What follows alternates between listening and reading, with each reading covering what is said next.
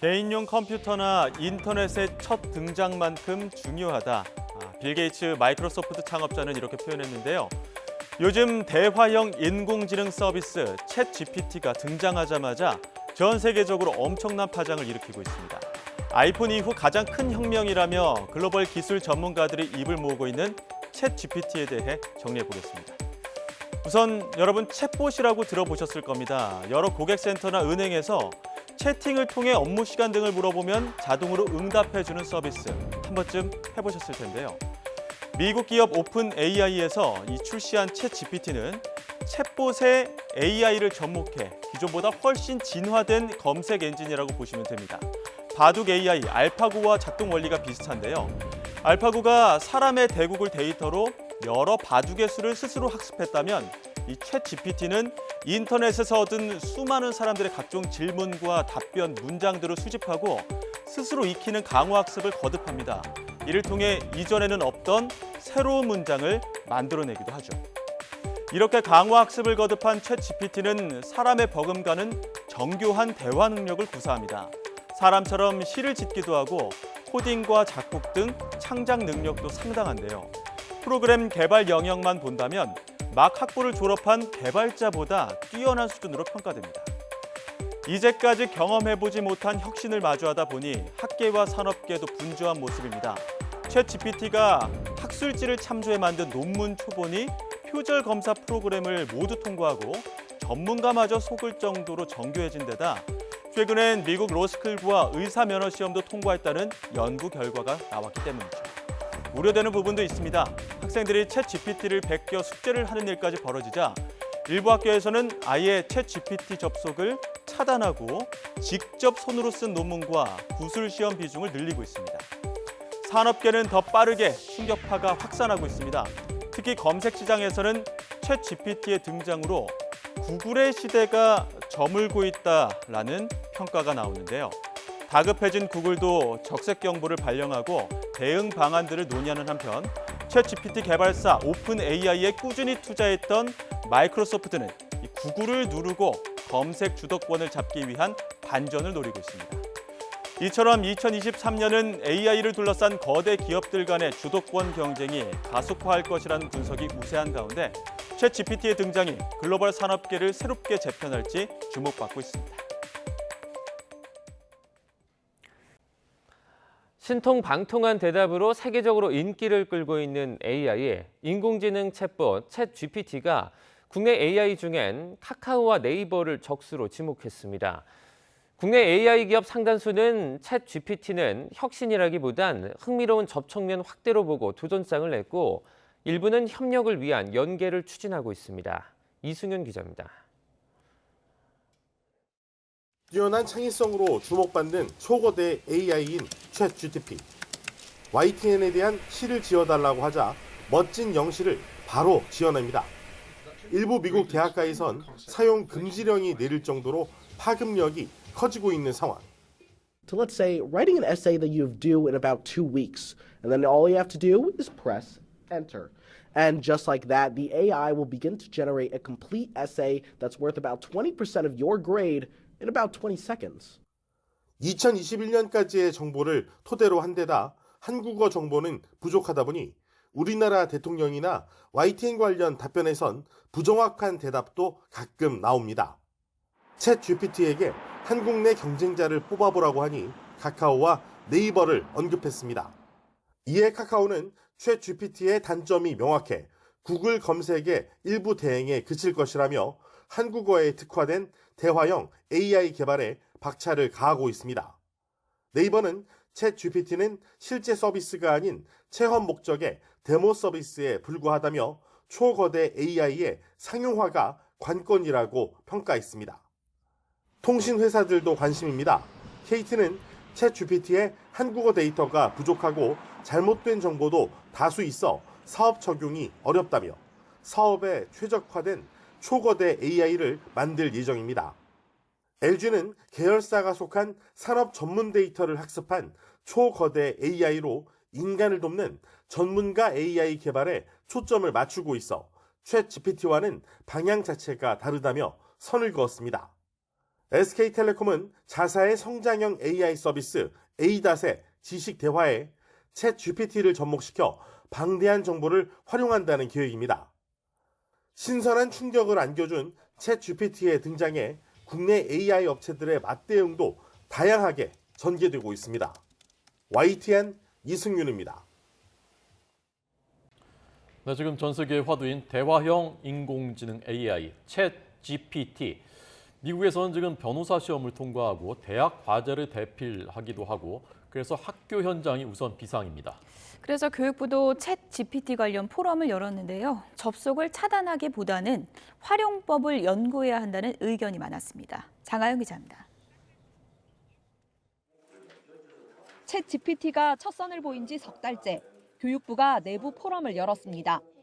먼저 신문물 시험부터 한국의 에듀테크를 주제로 한 보고서 목차가 몇 초 만에 주르륵 나오는 걸 보고 감탄과 한숨이 교차합니다.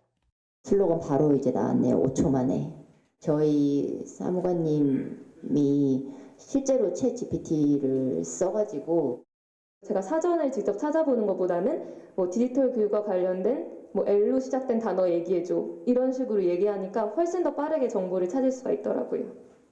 소설 각색에 시 창작, 짧은 퀴즈 내기까지 모두 학교 현장에서 수업이나 과제 또는 시험으로 가르치고 배우고 평가받던 내용입니다. 실제로 국내에서도 한 국제학교에서 챗 GPT를 활용해 영문 에세이를 냈다가 적발됐고 이미 계절학기 과제에 챗 GPT를 활용하고 있다는 대학생들도 적지 않습니다. 교육부는 지난해 8월 교육 분야 인공지능 윤리 원칙을 마련했지만 개정 보완할 계획입니다. 생각했던 인공지능이랑 제가 보고 있는 인공지능이 너무나 많이 달라져서 이제 이 윤리가 이제 원칙이긴 하지만 좀 더 학교 현장이나 교육 현장에서 적용되기 위한 어떤 또 다른 고민이 필요한 시점이 아닌가라는. 하지만 원천적으로 접속을 차단하거나 과제 활용에 챗 GPT 사용을 금지하는 방식보다는 어떻게 잘 활용할지에 초점을 맞출 예정입니다.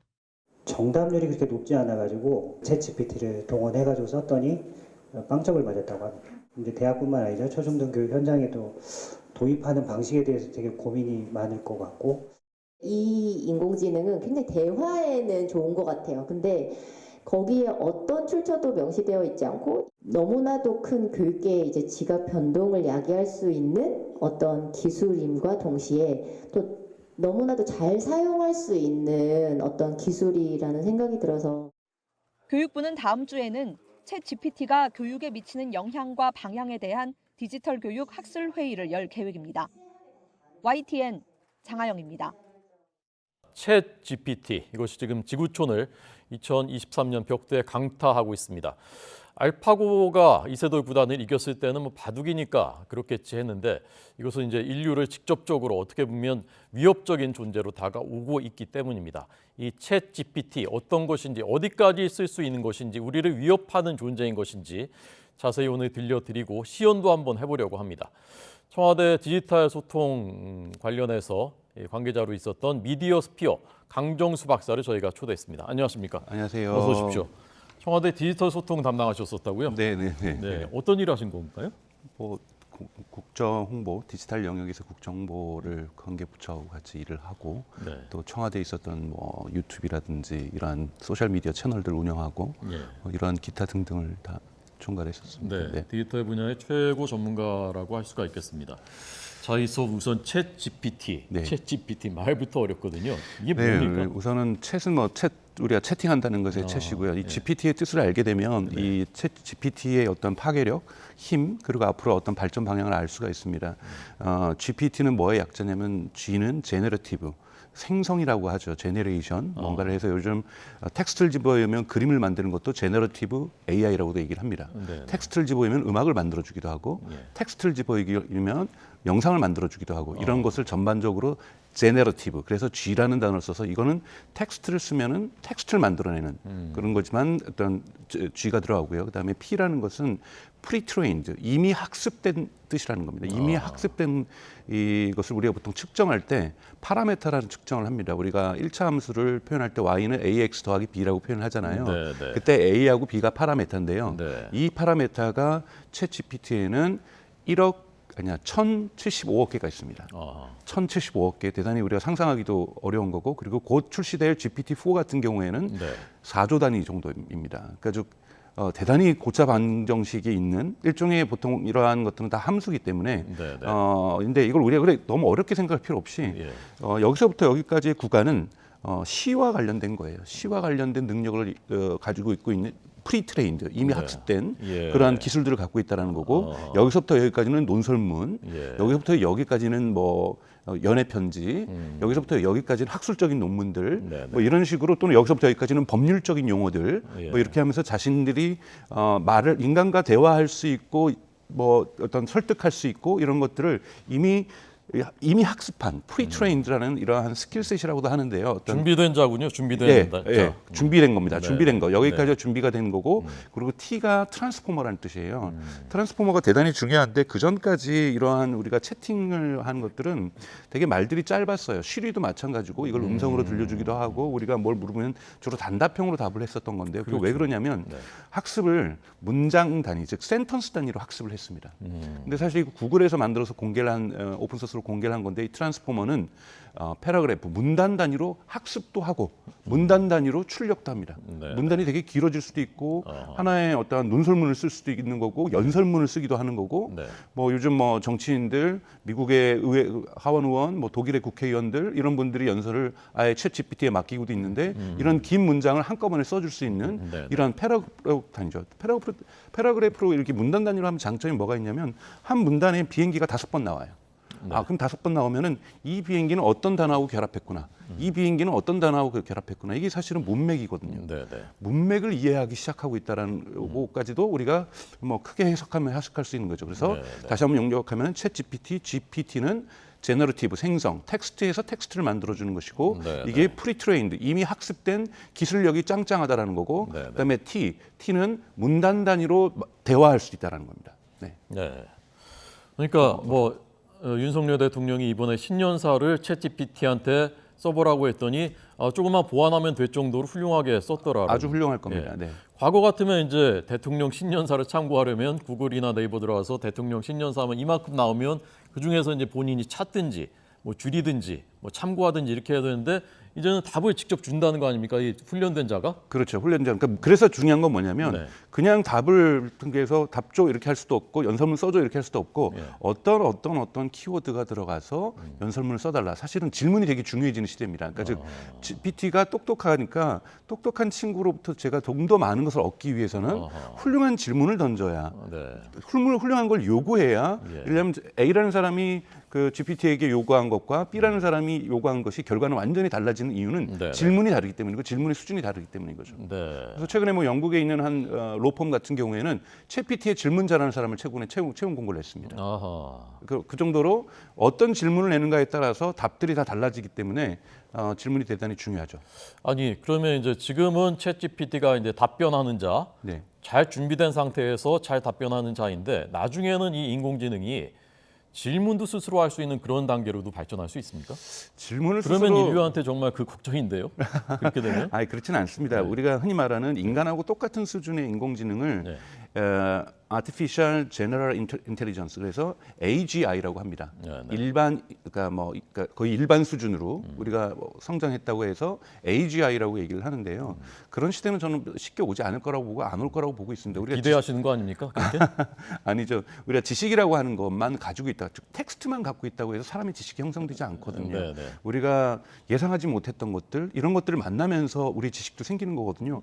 저 사람은 A를 했고 B를 했으니까 반드시 C를 하겠지 했는데 갑자기 갑자기 딜을 한다라는 거예요. 네. 이런 예측하지 못했던 것, 아이를 우리가 유치원에서 초등학교에서 교육을 할 때도 예측하지 못했던 행동들을 하면서 그런 부분들 속에서 서로가 친구들끼리도 친구가 되어가고 그러면서 친구에 대한 지식을 넓혀가고 연인들 같은 경우에도 예측하지 못했던 행동들 속에서 그리고 내가 줬던 연애 편지 이상의 다른 지식들, 다른 경험치들이 인간을 만들어내는 것이거든요. 네, 네. 그렇기 때문에 단순한 백과사전적인 지식들을 이런 것들을 잘 갖고 있다고 해서 인간하고 똑같아진다고 얘기는 할 수는 없습니다. 네. 다만 네, 네. 어떤 마켓이 형성되냐면 예. 질문을 사고 파는 거예요. 예. 그러니까 훌륭한 질문이 아까 전에 결과를 다르게 만들다 보니까 질문을 사고 팔 수 있는 마켓들은 형성이 되고 있어요. 네, 네, 알겠습니다. 지금 이제 저희가 화면에 보여드리고 있는 것이 이제 그 챗GPT에서 직접 이렇게 입력을 해보면 나오는 건데 백문이 불여일견이니까요. 네. 저희 제작팀이 박사님하고 미리 이게 해서 네. 질문을 이제 챗GPT에 했었던 네. 그 내용을 좀 보여드리면서 이거 좀 그 박사님 설명을 듣도록 하겠습니다. 네, 알겠습니다. 네. 제가 이제 직접 한번 이따 쳐볼 거고요. 먼저 그 전에 이제 저희가 했었던 질문과 답변 그걸 한번 보시겠습니다. 네, 이게 그 상단에 언론을 소재로 기사 하나를 써줘 이렇게 이제 질문을 한 거군요. 네. 그랬더니 그 뭐 초강수 언론 뭐 이렇게 쭉 내용이 좋게 나왔는데 근데 이건 이제 허위 뉴스라든지 페이크 뉴스 이런 부분들이 많다 보니까 네, 이거를 대체할 수 있는 대단히 강력한 언론이 나올 필요가 있다. 네. 그래서 흔히 말하는 팩트 체크 전문 저널리즘 뭐 이런 식의 어떤 내용들을 좀 담았고요. 예. 네, 똑같은 언론을 소재로 기사를 하나 써줘라고 했을 때는 또 사실은 한국에서 겪고 있는 포탈과 이 언론사와의 관계라든지 네네. 광고 수익의 어떠한 매출 하락이라든지 이런 식의 어떤 글들이 사실은 뭐 큰 어떠한 것을 요구한 게 아니라 언론에 대한 기사를 하나 써줘 이 정도만 질문을 던져도 네. 저런 짧은 기사들이 나오고 있습니다. 근데 이제 초강수 언론 이런 말은 이제 좀 생소한 말, 처음 들어보는 말이고 그러니까 이게 좀 완벽하진 않구나 이제 이런 느낌. 네네 아무래도 저건 영어를 번역해서 한국어로 나오다 보니까 그런 한계들이 좀 있습니다. 예. 그 다음 것도 한번 볼까요?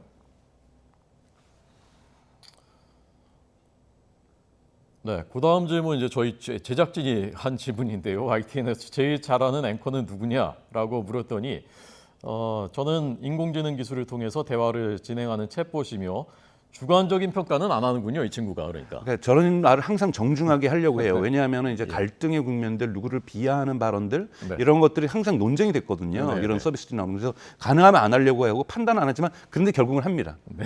그러면서 합니까? 안 하긴 못 주관적인 판단은 안 합니다만 네. YTN에서 활동하던 모든 앵커분들은 다 뛰어나시고 네, 네. 다 멋지시고 일 잘하시고 뭐 이런 식의 일반적으로 얘기를 하면서 이분들은 계속해서 언론을 위해서 계속 노력하시고 시청자들과 소통하기 위해서 열심히 신뢰성을 확보하기 위해서 열심히 노력하고 있는 사람들이다 하는 일반적인 얘기를 하고 있죠. 그럼 뭐 하나만 한 얘기 아닙니까, 그거는? 그래도 이제 우리 오준석 앵커님 어떻게 생각하냐고 물어봤더니 네. 여기서도 개인적 판단 안 한다 그러면서 네. 경제 뉴스에 특히 전문성이 뛰어나시며 이렇게 저는 경제 뉴스가 제일 취약하거든요. 네. 여기서 중요한 거는 네. 챗 GPT는 흔히 말하는 진실을 얘기하는 게 주 목적이 아니에요. 네, 네. 챗 GPT는 사람을 설득하는 것이 가장 큰 목적입니다. 설계 자체가. 네. 그래서 이제 저희가 일종의 리터러시가 필요한데 챗 GPT는 다 진실만을 말한다고 얘기하면 큰일 납니다. 챗 GPT는 그 사람을 설득하기 위해서 때로는 거짓말도 합니다. 어떤 논문을 그 사람의 그러니까 아직까지는 저희가 조심해서 써야 되는 건데 예. 이런 부분들이 점점 개선될 거라고 보고 있는데 네네. 그 사람의 A라는 논문에 따르면 네네. 그 사람의 주장은 이거와 같습니다 하는데 그런 사람 논문을 쓴 적이 없는 사례들이 대단히 많이 나오는 거죠. 네, 네. 네. 알겠습니다. 네. 자, 앞서 말씀드린 대로 지금 저희가 이 얘기를 하는 도중에 오늘 이제 속보가 많이 나오고 있는 날입니다. 이재명 대표에 대한 구속영장이 청구됐고 이 대표가 잠시 뒤에 아마 입장을 발표할 것 같은데요. 저희가 그 내용은 들어오면 먼저 전해드리고 이 얘기 또 계속하도록 하겠습니다. 자, 그러면요, 박사님, 제가 직접 한번 이 시간 네. 실시간으로 저희 제작팀이 저한테 한번 물어봐 달라고 한 질문이 있습니다. 네. 한 두세 개 정도를 한번 해서 이게 얼마나 시간이 걸리나요? 궁금한 거거든요. 네. 한번 지금 해보겠습니다. 무료 버전 같은 경우 조금 시간이 걸립니다. 저 무료 버전입니다. 네, 네. 무료 버전인데요. 자, 첫 번째 질문 이겁니다. 한 달에 10kg을 감량하고 싶습니다. 건강하게 빼려면 어떻게 해야 되나요? 좋은 제 질문이네요. 질문이 아니고요. 자, 10kg는 되게 한 달에 과한 목표인 것 같긴 합니다만. 네, 제가 지금 쳐보고 있습니다. 감량하고 싶습니다. 건강하게 빼려면 어떻게 해야 하나. 지금 화면 하단에 보시는 게 질문이 하단에 지금 이렇게 치게 돼 있습니다. 챗GPT 들어가시면 뭐 금방 가입되고요. 여기 이제 질문을 바로 할 수가 있게 돼 있습니다. 한글로. 자, 보시죠. 한번 답변을. 네. 에러가 나왔네요. 자, 죄송합니다. 다시 한번 해보겠습니다.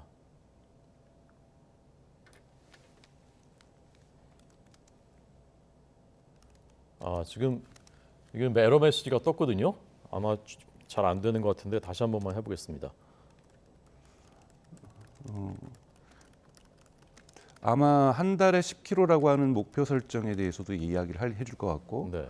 그러기 위해서는 결국은 적게 먹는 것, 되나요? 그리고 운동하는 것, 네. 두 가지 양측을 일반적인 이야기들을 근데 매우 설득력 있게 답변을 할 것 같습니다. 네. 이제 지금 답들이 나오기 시작하고 있죠. 예, 몇 초 안 걸리고 바로 네. 답변이 그렇게 나오는데요. 커서 깜빡깜빡거리고 있는 것은 계속 생각하고 있다는 겁니다. 자기가 지금 추론하고 있으니까 조금만 기다려달라는 뜻으로 지금 얘기를 하고 있는 네. 거고. 사실은 사람도 답변할 때 저 정도는 생각하거든요. 네네네. 근데 사실 이제 왼쪽에 보시면 저 프로라고 하는 것, 한 달에 $20를 내면 네. 저거는 이제 신속하게 답변이 나오는 유료 서비스가 시작이 된 지 얼마 안 됐죠. 이제 $20군요, 그것은. 네. 네, 답변이 이렇습니다. 지금 한 달 안에 라디오로 들으시는 분들도 있기 때문에 한 달 안에 10kg을 감량하는 것은 건강적으로 안전한 범위를 벗어납니다. 일반적으로 건강한 감량 속도는 주당 0.5kg 이하입니다. 그러면서 이제 다음과 같은 조언을 드릴 수 있습니다라고 하면서 나오는데요. 규칙적인 식사, 하루 3끼 정도의 식사를 규칙적으로 섭취하고 식사 전에 충분한 양의 물을 마시는 것이 좋습니다. 건강한 식이요법 쭉 나오고요. 적절한 운동 하루 30분. 이 정도면 이제 괜찮네 하시는 분들도 있을 거고 이건 뭐 다 아는 얘기 아닌가 하는 분들도 있을 것 같은데요. 네, 그러니까 저희가 알고 있는 지식들을 잘 정리해서 근데 나름대로 이제 설득력을 갖고 있는 거죠. 좀 무리한 목표 설정을 하셨습니다. 하지만 적당한 사실은 감량 목표는 이겁니다. 그리고 이러한 목표를 하기 위해서는 이러한 것을 해야 되는데 이미 전문가들이 만들어 놓았던 것들을 갖다가 잘 표현을 해주고 있는 거죠. 네. 자, 그러면요, 박사님 아까 이제 여러 이제 미리 훈련된 것들이 어떤 부분은 뭐 논문도 있고 어떤 부분은 뭐 시도 있고 이렇게 다 준비되어 있다고 하셨으니까 자, 그러면 이게 미리 누가 써놓을 수 없는 시를 한번 쓸 수 있는지 그걸 하나만 더 한번 물어보도록 하겠습니다. 좋습니다. 네. 자, 제가 그럼 봄이 오는 기분을 그것도 이제 거기다가 누구 스타일로 써달라면 또 그렇게 써줍니다. 그럴까요? 네, 김소월. 일단 이 친구 스타일 한번 보고요. 네네. 봄이 오는 기분을 시로 써주세요. 제가 이렇게 봄이 오는 기분을 시로 써주세요 하면 하단에 이렇게 제가 지금 막 쳤습니다. 보시죠.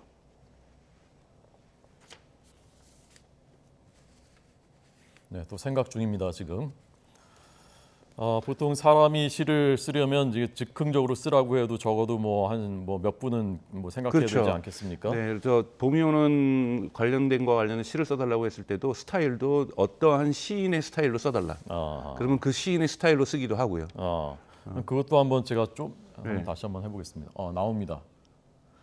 선선한 바람이 불어오며 얼어붙었던 땅은 서서히 녹아내리고 작은 꽃들이 깨어나기 시작합니다. 따스한 햇살과 함께 새록새록 녹아내린 눈물 같은 봄비가 내립니다. 푸릇한 새벽들이 땅 위로 자랍니다. 새싹들이 땅 위로 자랍니다. 바람에 흩날리는 꽃잎들이 내 마음도 함께 불어옵니다. 봄의 따스한 기운이 내 마음을 따뜻하게 만듭니다. 중략하고요. 봄이 오는 기분은 상쾌하고 따뜻하며 끝없이 활기찬 기운이 느껴집니다. 새로운 변화를 기다려온 나에게 봄은 언제나 큰 기쁨입니다. 네. 자, 한 번만 더 그러면 봄이 오는 기분을 누구 좋아하시는 시인? 아니면 실현당한 사람의 입장에서 써달라고 시를. 실현당한 사람의 입장에서 시를 써달라고. 시를 써주세요. 이렇게 한번 해보겠습니다. 네. 봄이 오는 기분을 실현당한 사람의 입장에서 시를 써주세요라고 물었고요. 챗GPT의 시를 한번 기대해 보겠습니다. 하여튼 이제 가장 큰 이제 사실은 중간에 말씀을 드리면 이렇게 학교에서의 과제들이 이제 다 챗 GPT로 하기 시작하고 있는 거죠. 네, 네. 이 부분을 또 좀 있으면 말씀 좀 나눴으면 좋겠는데 네, 네. 워낙 교육계에 지금 미치는 영향들이 많아서요. 답이 나오고 있네요. 읽어주십시오. 네. 봄바람이 부는 언덕길 위에 나 홀로 서서 깊은 한숨을 쉬네요. 내 가슴엔 깊은 상처만 남았고 외로움만이 남았네요. 봄의 햇살이 내 얼굴을 비추네. 그러나 내 안은 차디찬 어둠뿐. 푸른 잔디밭과 봄꽃도 아름답지만 그 속에선 나의 아픔은 아무도 몰라. 네. 봄은 새로운 시작의 계절이라지만 나에겐 지난 추억만이 떠오르네요. 단념과 외로움, 슬픔이 나를 감싸네. 어떻게 이겨낼 수 있을까요? 그래도 한낮의 봄날 먼 곳에서 들려오는 새소리가 언제나 내 마음을 따뜻하게 만들어주네요. 이젠 고통과 상실을 극복해 보려 해요. 괜찮은 겁니까? 뭐 하여튼 우리가 의도했던 어떤 표현들이 여기서 나오는 거고 사실은 이제 대화의 상대거든요. 챗 GPT는 여기에서 이걸 그대로 옮겨가지고 학교 숙제 내고 그러면 안 되는 거죠. 아 여기서 아이디어를 얻어서 이런 식의 표현들은 괜찮은 것 같아. 계속해서 똑같이 물어보면 챗 GPT가 다르게 항상 변형을 시켜줍니다. 실현당한 사람의 입장에서 봄이 오는 이야기를 다르게 써줘 하면은 또 다르게 써주거든요. 여기서 우리 인간이 해야 될 것은 아이디어를 얻어내는 거죠. 아 이렇게 표현하면은 좋은 표현이겠구나. 또는 해외에 서 이메일이 온다라면 그거를 요약해줘.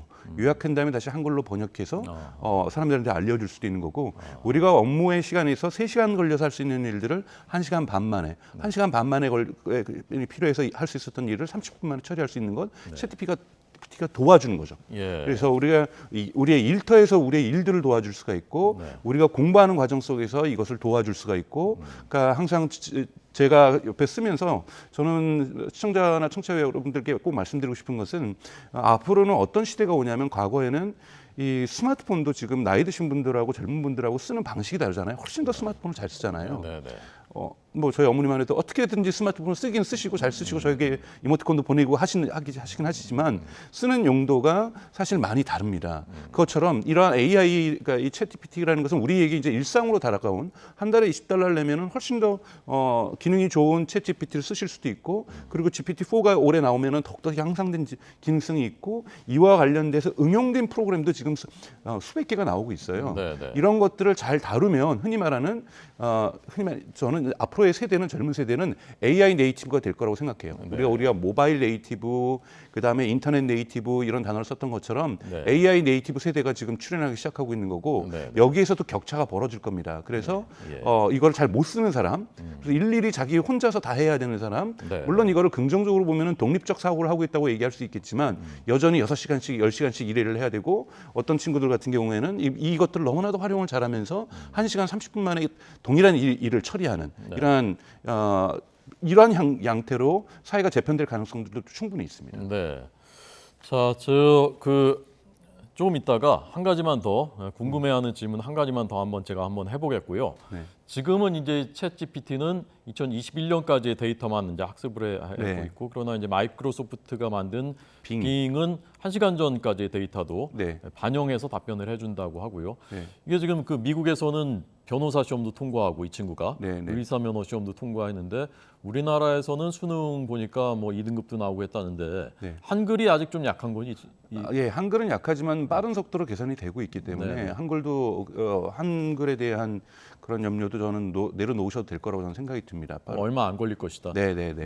그런데요, 박사님, 이게 아까 말씀하신 대로 이걸 이제 잘 활용해서 내 숙제를 좀 요약을 해줘 아니면 힌트를 얻고 아이디어를 얻고 이렇게 하면은 이제 괜찮지만 내 논문을 그냥 아예 써줘 아니면 내 숙제를 써줘 이렇게 해서 내면 식별을 지금 못 한다고 하는데. 그래서 식별하려고 하는 기계들 그러니까 항상 우리가 보셔야 될 것은 기술이 발전하면서 다양한 문제점이 나오면은 그 문제를 해결합니다. 해결하면서 기술은 진화하고 진보하는 거거든요. 그런 면에서 당연히 지금 이 오픈 AI라고 하는 챗 GPT를 만드는 회사에서도 우리가 GPT-0라고 하는 이러한 툴을 만들겠다. 그래서 이 글이 GPT로 만들어졌는지 이 텍스트가 GPT로 만들어졌는지 이런 부분들을 만들어서 배포를 하겠다고 얘기를 하고 있어요. 근데 사실은 그들 입장에서도 필요하거든요. 왜냐하면 우리가 인공지능이라는 건 많이 들으셨겠지만 학습을 계속 해줘야 되거든요. 네, 근데 학습을 해야 될 이 먹을거리가 텍스트인데 어느 정도 시간이 지나다 보면 자기가 만든 텍스트를 자기가 먹을 수도 있는 거거든요. 그러니까 즉 GPT가 만들어 놓았던 많은 글들을 다시 학습하게 되면 이건 좀 문제가 발생할 수 있어요. 그래서 GPT 스스로가 그거를 걸러내기 위해서 GPT 제로라고 하는 이러한 GPT를 걸러내려고 하는 GPT로 만들어진 걸 걸러내고 판독하려고 하는 솔루션들을 만들고 있고 이미 나와 있는 유료로 나와 있는 판독이 가능할까요? 근데 조금 전 시만 해도 이게 사람이 쓴 건지 GPT가 쓴 건지 정말 식별하기 어려울 것 같아요. 마찬가지로 역으로 풀면 되는 거죠. 예를 들자면 영어로 치면 ability of 어떤 것의 능력이라고 한다면 여기에 creating 창작하는 능력 또는 understanding 이런 것들이 대부분 확률로서 정리되어 있고 이 확률이 에서 랜덤하게 어떤 특정 확률 이상을 갖다가 ability of understanding 이렇게 연결을 시켜주는 거거든요. 마찬가지로 거꾸로 이런 판독을 하게 되면은 이런 특정 단어에 하필이면 이런 확률로서 나왔던 것은 그런 의혹이 있다. 근데 그것이 한 문단 안에 10개 이상이 발견되고 있다. 또는 15개 이상 발견되고 있다. 했을 경우에 이것은 우리의 볼 때 추론할 때 75% 정도 GPT로 썼을 가능성이 있다. 이렇게 문장이 나올 겁니다. 100% 얘는 GPT, 얘는 아니야. 이런 식으로 어떤 정확하게 판단하는 것이 아니라 확률적인 어떤 게임이기 때문에 확률적으로 추론할 가능성이 높습니다. 예, 알겠습니다. 자, 그러면 한 가지만 더 질문을 챗GPT한테 한번 던져보고요. 뭐 궁금하신 거 있으면 저한테 지금 우리 뭐 제작진이나 보시는 분들 중에 있으면 해주시고. 이 시각 헤드라인을 물어봐달라고 하는데 이거는 이제 2021년까지의 데이터이기 때문에 이 친구는 잘 답을 못하겠죠. 그러면 제가 이제 그냥 개인적으로 궁금한 거 하나 물어보겠습니다. 자, 저는 이제 야구를 좋아하고 이제 이정우 선수가 이제 곧 메이저리그 진출하지 않습니까?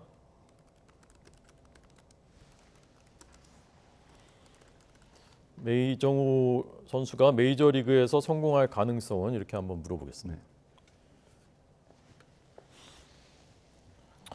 이정우 선수도 아마 보고 있을지 모르겠습니다. 이제 문제점은 챗GPT가 똑똑해지기 때문에 민주주의에도 많은 부정적인 영향을 미칠 거라고도 얘기를 많이 합니다. 사람들이 댓글을 쓸 때도 이제는 댓글이 대단히 설득력 있고 세련되어지는 거죠. 그러니까 즉 모든 댓글들이 대단히 풍부해지고 세련되지고 설득적이고 이런 식으로 변해될 가능성이 있습니다. 자, 한 10초쯤 기다리더니 이제 답변이 나오는데요. 매우 높은 기대를 받는 선수 중 하나입니다. 맞죠? 지금 주목할 만한 선수 14위입니다. 그리고 그의 빠른 속도와 고도의 수비 실력, 그리고 타선에서의 안정성 등이 인정받아 왔기 때문입니다. 그러나 경쟁이 치열한 리그이기 때문에 성공을 예측하기는 쉽지 않습니다. 그의 노력과 열정을 보면 잠재력을 고려할 때 매우 높다고 나름대로 과감한 결론을 내리는 겁니다. 이거는 확률로서 얘기를 하고 있는 겁니다. 네, 알겠습니다.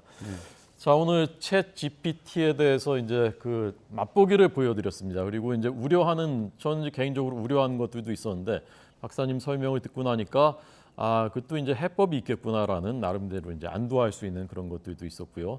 앞으로 이제 그 챗 GPT의 미래 지켜보도록 하겠습니다. 오늘 강정수 박사의 설명 들었습니다. 감사합니다. 고맙습니다.